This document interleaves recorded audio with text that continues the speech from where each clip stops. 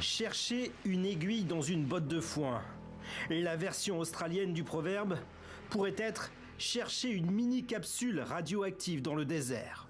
Voilà l'immense défi auquel sont confrontées les autorités australiennes depuis vendredi après-midi.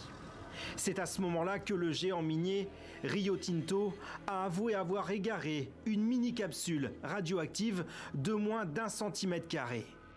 Mais en réalité, elle aurait été perdue il y a environ 2 semaines. Elle serait tombée d'un camion quelque part entre une mine de fer, proche de la ville reculée de Newman, et la banlieue de Perth, soit 1400 km de route, au milieu du désert, l'équivalent de l'Italie du nord au sud. La capsule faisait partie d'une jauge utilisée pour mesurer la densité du minerai de fer. En voici une représentation 3D. Équipés de compteurs Geiger, scientifiques et policiers scrutent le sol proche de la route pour retrouver cet objet plus petit qu'une pièce de monnaie. Nous craignons que quelqu'un le prenne sans savoir ce que c'est et se dise « Oh, voilà quelque chose d'intéressant ». Et vous savez, le garder, le mettre dans sa chambre, dans sa voiture, le donner à quelqu'un d'autre, sans savoir à quoi il a affaire. Notre préoccupation est donc d'attirer l'attention du public sur ce problème.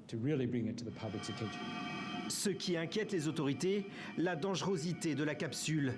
Elle est certes minuscule, mais elle renferme du césium-137, un isotope hautement radioactif, dont les radiations gamma et bêta peuvent provoquer de graves problèmes de santé.